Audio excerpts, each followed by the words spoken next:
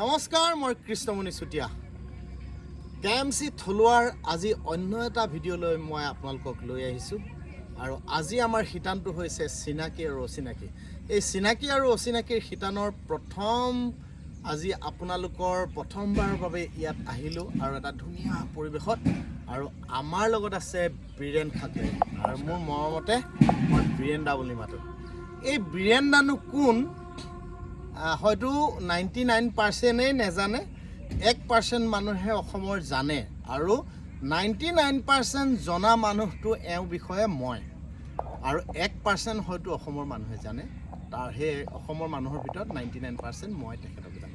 গতিকে বীৰেন দাৰ লগত অকণমান মনৰ কথা পাতিম। এজন ছ'চিয়েল ৱৰ্কাৰ, কাৰণ বীৰেন দাই সদায় সামাজিক কামৰ লগতে ব্যস্ত আছে। আজি মই বীৰেন দাৰ লগত লগ পোৱা কিমান বছৰ হ'ল? 8-10 বছৰ। 10 বছৰ আমাৰ বীৰেন দাৰ লগত সম্পৰ্ক হ'ল। 10 বছৰ বেছি হৈ গ'ল। 10 বছৰ আগৰ আমাৰ এটা সম্পৰ্ক আৰু বীৰেন দা আহি -0ৰ পৰা আহি আজি এই পৰ্যায়ত উপনীত হৈছে অকল সামাজিক কামৰ জৰিয়তে।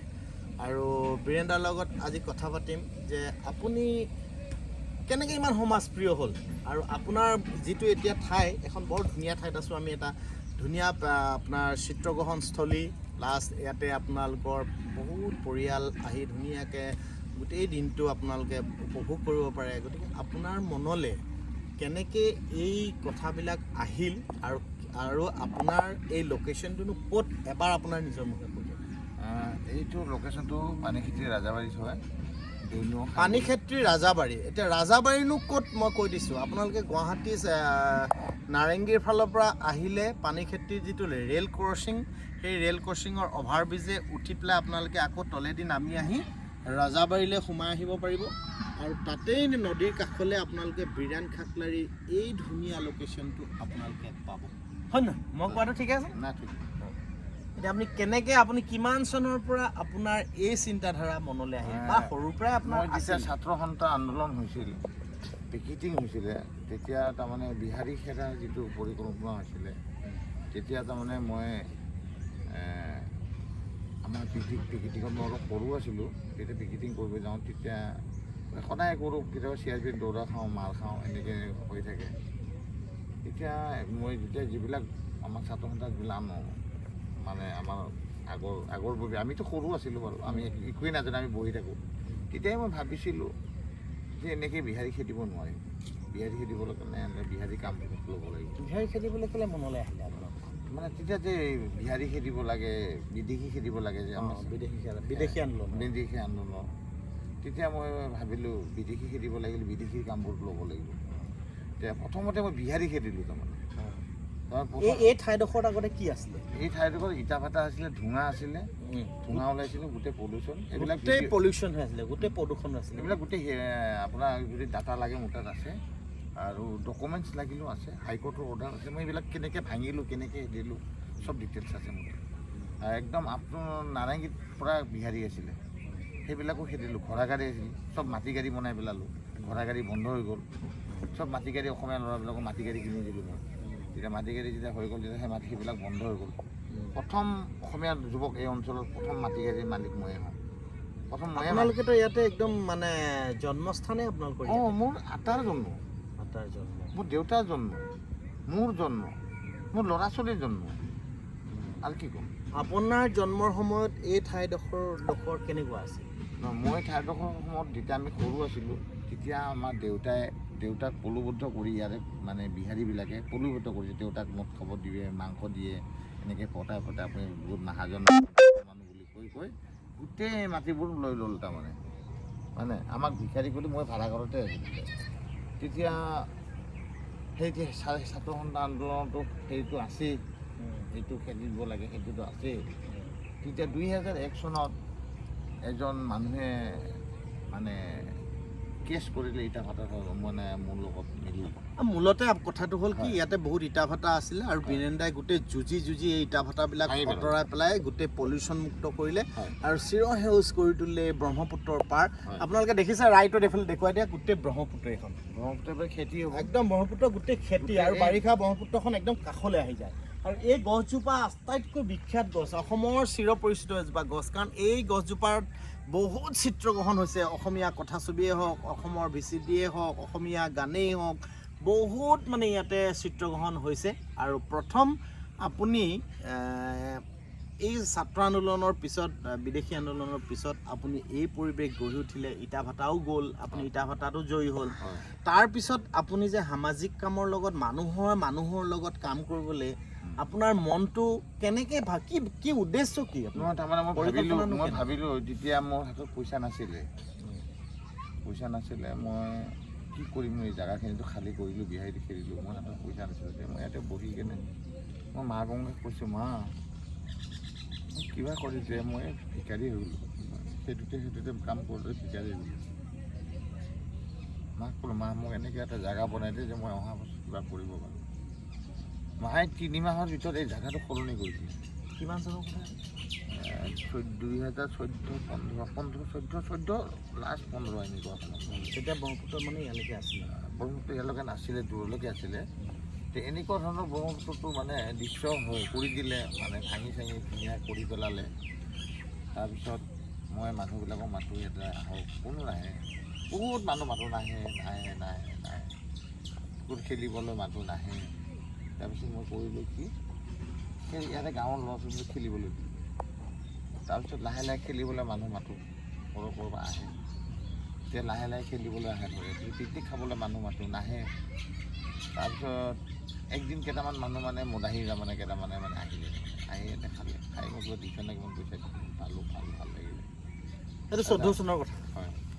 তেনেকৈ কৰি এই 14 চনৰ পৰা আহি সেই 2025 চনত ইয়াৰ গোটেই পৰিৱেশ সলনি হৈ গ'ল। আৰু ইটা ভাটাটো আপোনালোকে এইফালে দেখিছে, ৰাইটত দেখাই দিয়ে। ইটা ভাটাটো কিমান আগৰ পুৰণা ইটা ভাটাটো তেওঁ একদম ধুনীয়াকৈ ৰাখিছে ডিজাইন কৰি, আৰু তাতে এতিয়া ধুনীয়া কৰি জুবিনৰ প্ৰতিমূৰ্তি লগাম, প্ৰতিমূৰ্তি নহয়, আৰ্ট কৰিব তাতে, ফটোবিলাক মোৰ তাত আছে। আৰু এই গছটোৰ তলতে জুবিনে অপেনিং কৰিছিল। এই গছবিলাক আমাৰ আচলতে বহুত যিসকলে জানে, সকলোৱে জানে। গতিকে আপোনালোকে যিসকলে নজনা, মই এই অনুষ্ঠানটোৰ নাম দিছোঁ চিনাকি আৰু অচিনাকি, কাৰণ চিনাকি মানুহক সকলোৱে আপোনালোকে গুৰুত্ব দিয়ে।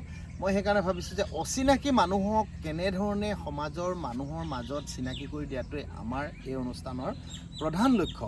কাৰণ বীৰেন্দাক মই আজি প্ৰায় 10 বছৰ আগৰ পৰাই মই এই ঠাইলৈ আহি আছিলোঁ। আপোনালোকে মোৰ লাইভ ভিডিঅ'ৰ জৰিয়তে আপোনালোকে চাব যে মই বীৰেন্দাৰ লগত কিমান আজি 10 বছৰ আগৰ পৰা তেওঁ ঘৰ নাছিলে, একো নাছিলে, মনৰ ঘৰ এটা আছিলে। গতিকে ভাল লাগে এনেকুৱা কিছুমান কাম কৰি গ'লে। এতিয়া বীৰেন্দাই ওচৰ চুবুৰীয়া সামাজিক কাম বহুত কৰিছে ইয়াতে, আৰু দুখীয়া মানুহৰ লগত সদায় থাকে, যেতিয়াই আহে তেতিয়াই আপুনি ইয়াতে লগ পাব। গতিকে আপোনালোকেও কেতিয়াবা আহিবচোন এই ঠাইডোখৰলৈ। পানীক্ষেত্ৰীৰ পৰা বাওঁহাতে সোমাই আহিব, ৰজাবাৰী বুলি কয়। আৰু বীৰেন খাকলাৰী বুলি ক'লে সকলোৱে জানে, ইয়াতে চিত্ৰগ্ৰহণ হৈয়ে থাকে, আৰু বহুতৰ নিজৰ পৰিয়ালকেন্দ্ৰিক কিছুমান অনুষ্ঠান ইয়াত হৈ থাকে। আপোনাৰ নিজৰ পৰিয়ালৰ কাৰণে কিবা অনুষ্ঠান থাকিলে ইয়াত কৰিব পাৰিব। সকলো ব্যক্তিগত অনুষ্ঠান, ঘৰুৱা অনুষ্ঠান, সামাজিক অনুষ্ঠান, সকলো অনুষ্ঠান। ইয়াত এখন ফুটবল খেলা প্ৰকাণ্ড ফিল্ড আছে। গোটেই অসম নৰ্থ ইষ্টৰ খেলুৱৈ আহে ইয়াতে।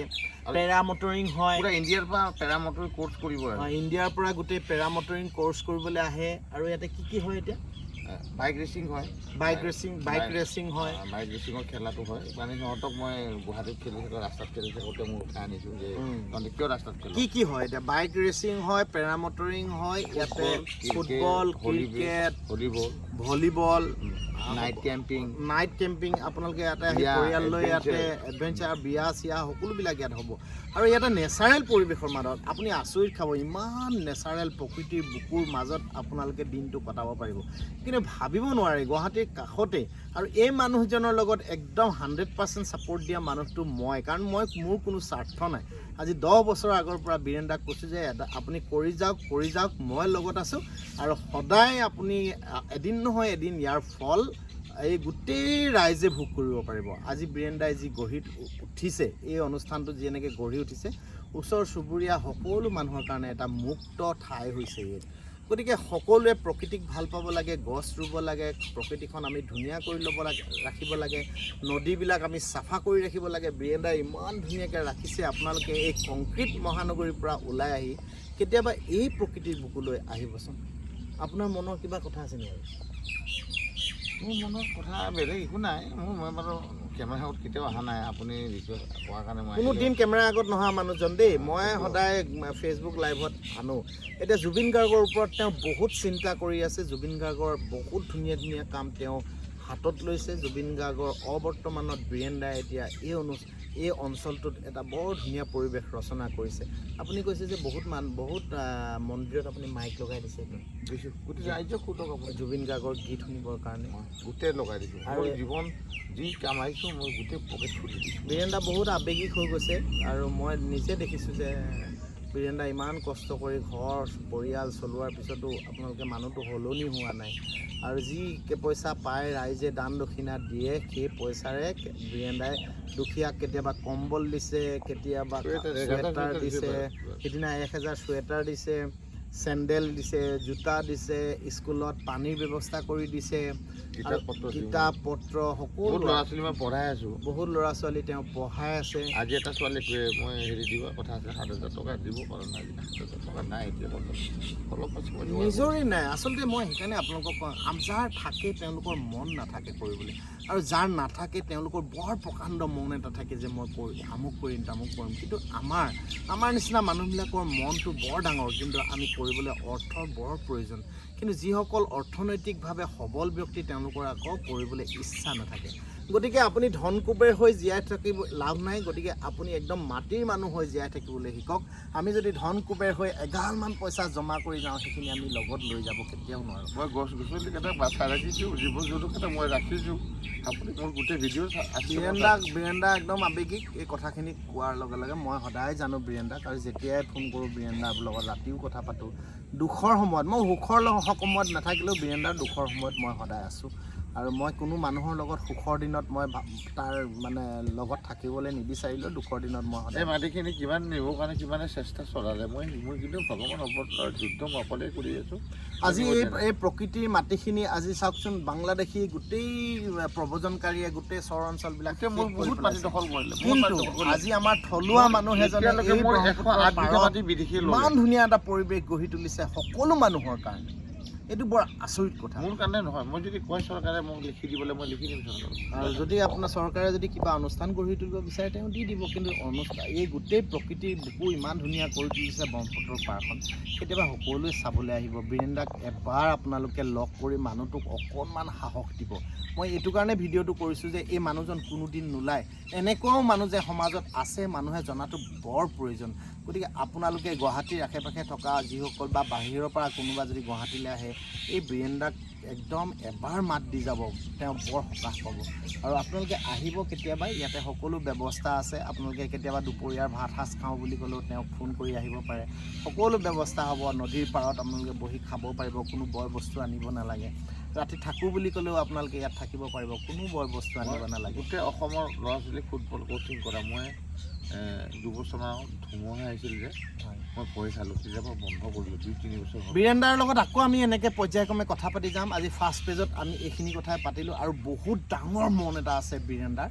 আৰু এই বীৰেন দাৰ মনখিনি একদম মনটো সদায় যাতে এই কথাখিনি তেওঁ ভবা কথাখিনি সদায় যাতে আগুৱাই যাব পাৰোঁ তাকে আশা ৰাখিলোঁ বীৰেন দা সুস্বাস্থ্য হওক তাকো কামনা কৰিলোঁ ঘৰখন যাতে নিজেই সামাজিক কামৰ উপৰিও যাতে নিজৰ ঘৰখনো সুন্দৰভাৱে আগুৱাই নিব পাৰে তাকেও ভগৱানৰ ওচৰত প্ৰাৰ্থনা জনাইছোঁ যাতে এনেকুৱা মানুহবিলাকক ভগৱানে বল শক্তিৰে সকলোকে ধুনীয়াকৈ জীয়াই ৰাখে তাকে আশা কৰিলোঁ জীয়াই থকা দিন আপুনিনো কিমান দিন থাকিব মইনো বা কিমান দিন থাকিম গতিকে আমি মানুহে মানুহৰ বাবে হৈ পেলাই মনটো লৈ পেলাই প্ৰকৃতিৰ লগত জীয়াই থাকিবলৈ শিকক আজি এই আমাৰ অচিনাকি মানুহজনেই আছিলে বীৰেন খাকলাৰী গতিকে সকলোৱে যদি ভিডিঅ'টো ভাল পালে এবাৰ শ্বেয়াৰ কৰি দিব আমাৰ সমাজত এনেকুৱা মানুহক চিনাকি কৰি দিয়াৰ বৰ প্ৰয়োজন আছে আৰু আপোনালোকৰো যদি কাষত এনেকুৱা কিছু ঘটনা পৰিঘটনা আছে বা আপোনালোকৰ দৃষ্টিত এনেকুৱা কিছুমান মানুহ ৰৈ গৈছে যি সমাজৰ পৰা বঞ্চিত হৈ আছে গতিকে তেনেকুৱা হ'লে আমাকো জনাব আৰু আপোনালোকে ভিডিঅ'টো পাৰিলে এবাৰ শ্বেয়াৰ কৰি দিব বীৰেন দাই ভাল পাব গতিকে শেষত সকলোলৈ মোৰ মৰম আৰু ভাল পোৱাৰে আজি আমি চিনাকি আৰু অচিনাকিৰ পৰা বিদায় কৰিছোঁ ধন্যবাদ